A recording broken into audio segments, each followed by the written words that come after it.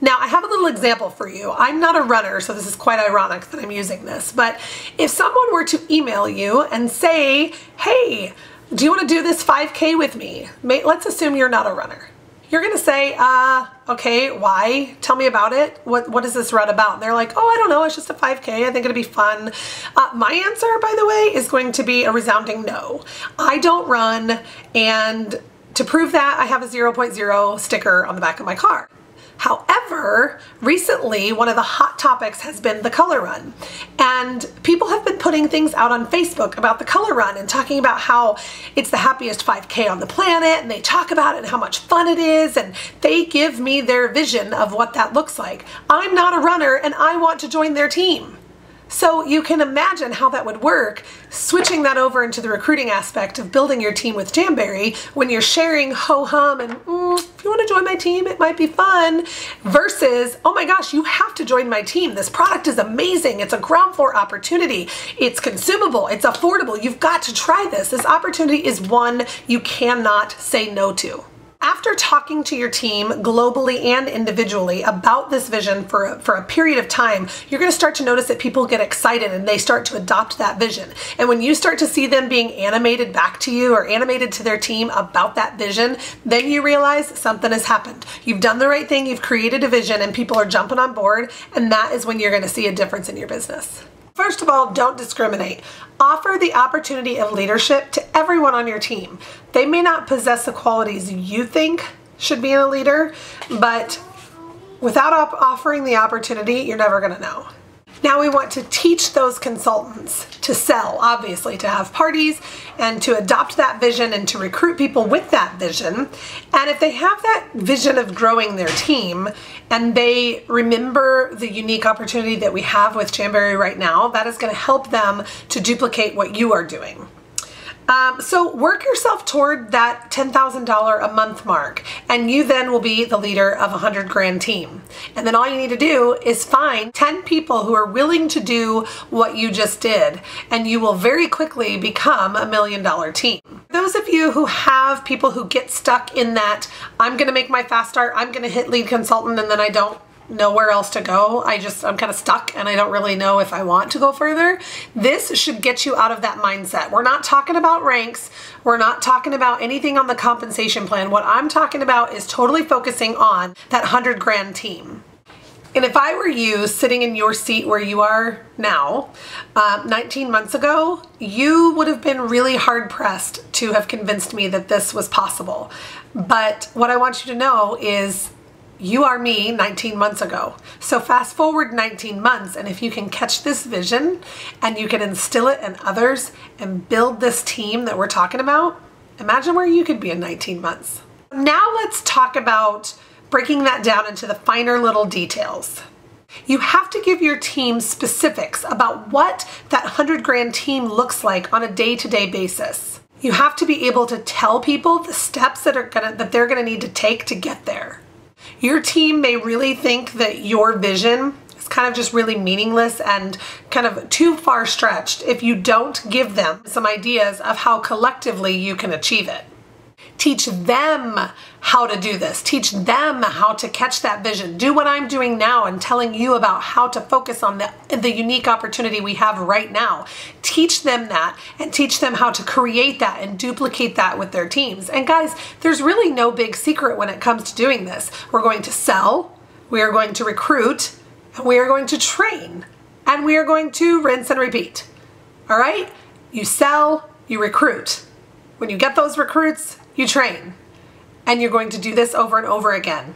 And we're going to teach them the same basic principles that it takes to build this 100-grand team. How many parties do I need per month to bring in a team that can make $10,000 in 1 month? How many recruits do we need to bring in? If I have X amount of parties and I get X amount of recruits and they do X amount of sales, how can we get to that $10,000 mark? You are going to find that your way may be different than somebody else's. Somebody else might recruit 25 people to your 10, but maybe both of you can achieve the same level of success with the $10,000 per month. Once you have confidence that your plan is sound and that you've got some numbers to back it up and you know how to tell people how to achieve that $10,000 team, that 100 grand team, start sharing this with your team and getting them excited. Use that vision to gather people toward leadership and put them together and help them to get there together. Showing them what you want to accomplish with your organization. Okay, so some intricate details. These are things that you've learned in Jamberry University, but I definitely want to go over them. First and foremost, you have to lead by example. And here's what I mean by that. You have to work your business.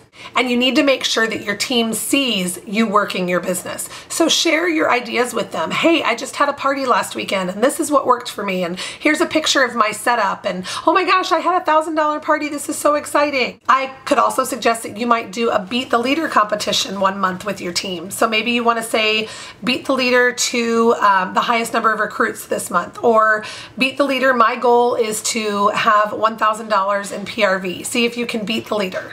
Encourage people to do more than maybe they've done in the past and to beat you as the leader. They're going to see that you're working your business, and this is very important when leading by example.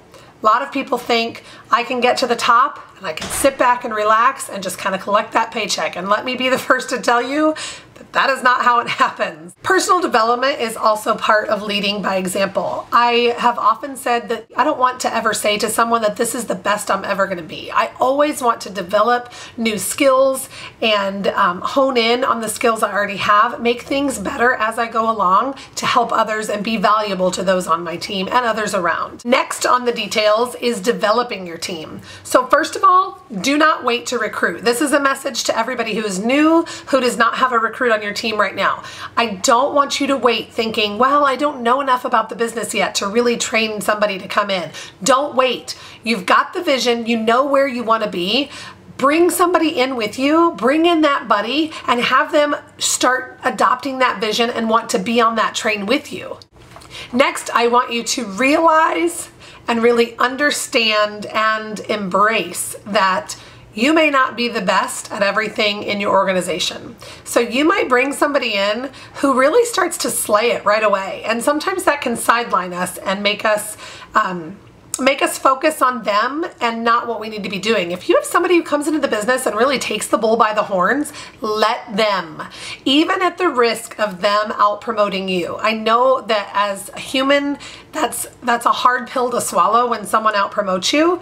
That will benefit you. You just have to embrace it. And for those who don't know that they want to progress, help them to get the desire to progress. Show them what you've got. And then a good leader building this 100 grand team is also going to be able to know when to cut the rope. So if you have somebody who doesn't really want to embrace your vision, that's okay. That's going to happen. And you have to know when to let go and to move on and to recruit more and build your team. Not everybody is going to be on board. Now in 10 years, they may regret that decision. And when you're developing leaders, ladies, we should have a whole other training on this. But developing leaders, you just have to know when to let them fly. Do not micromanage your team. I have seen more people who are stifling their teams because they feel like they have to be in charge of every movement with their leaders. And this company has so many leaders with so many different leadership styles. I mean, if you just look at the elite executives alone, there are 7 of us today, and each one of us is so incredibly different. And you have to know that not everybody is going to do things the way you are going to do them. But I digress because that's a whole other training in and of itself. Here's what I want you to do. I want you to grab a Post-it note. And by the way, I'm totally hiding my nails because I need a manicure, so I'm naked today. But I want you to grab a Post-it note and a pen, all right? I want you to write something down right now. Write down, I commit to building a team and striving for $10,000 per month in sales. And then underneath that, I want you to write baby steps toward $1 million organization. And then I want you to put the date. So I commit to building a team and striving for $10,000 per month in sales. Baby steps toward $1 million organization. And the date today is May 1st, 2014. Now, why a Post-it note? So if you've ever seen my office, and I'm in my office, so I wish I could turn the camera around, but I cannot. If you've ever seen my office, my whole business is kind of on Post-it notes. And, well, here, let me see if I can show you this. See my wall? That's about as far as I can go. Post-it notes everywhere, but that's kind of how I run my business. I have Post-it notes. The important things are on one side of my desk. The lesser of importance are on the other side, and I've got some up on my bulletin board, and I kind of move those around, and that's how I run my business. Well, so that is one significant part, is that that's how it's done here in this household. The other reason is that Post-it notes are bright, right? Most of them are bright colors. We've got orange, we've got yellow, we've got pink, we've got blue. They're all bright colors. You are going to, it's going to catch your eye when you see that Post-it note.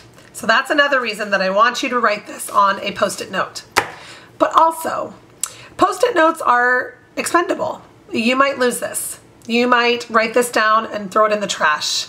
And that's okay. Some of you are not going to adopt this vision. But you also might write this down and put it up on your bulletin board, and one day the adhesive on the back is going to fail because it was not made out of Jamberry nail wrap adhesive. It's going to fail on that Post-it note. It's probably going to fall off of your bulletin board, and maybe you'll throw that out. But the great thing about that is it kind of reflects what could happen with your business. You could give up, and you could decide, I don't want to build a 100-grand team today. It's just not in my cards.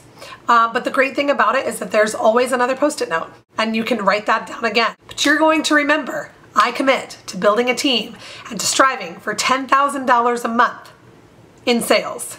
Baby steps toward $1 million organization. You are going to remember that, and you can write it down on another Post-it note. It's also very transferable. When you recruit new people, you can talk to them about this on the phone, and they can grab a Post-it note and do the same thing. You guys can be running your businesses off Post-it notes just like I am.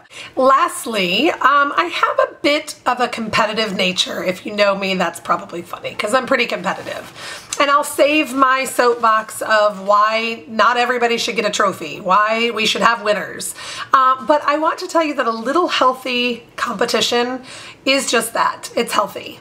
Find someone else on your team or on another team who can adopt this vision with you. Maybe they're in the same position. Maybe they're brand new and they don't have anybody either. Or maybe they have a team of 20 and they just haven't really caught on and haven't gone anywhere with it. Find somebody who is in a similar situation as you, someone you get along with, and join with them and kind of compete against one another and try to race each other and support one another along the way, because really, what do you have to lose? It's totally worth it, in my opinion.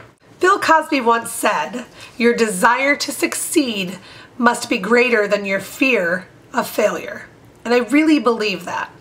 So ladies, if you just take one thing away from today, just know how unique of a situation you are in with Jamberry. I want you to embrace that. I want you to think about that over the next couple days when you're posting your goals for the month.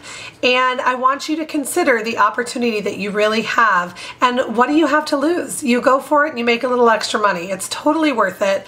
And I hope that something I said today resonated with you and that provided value and something that you could really implement in your team today.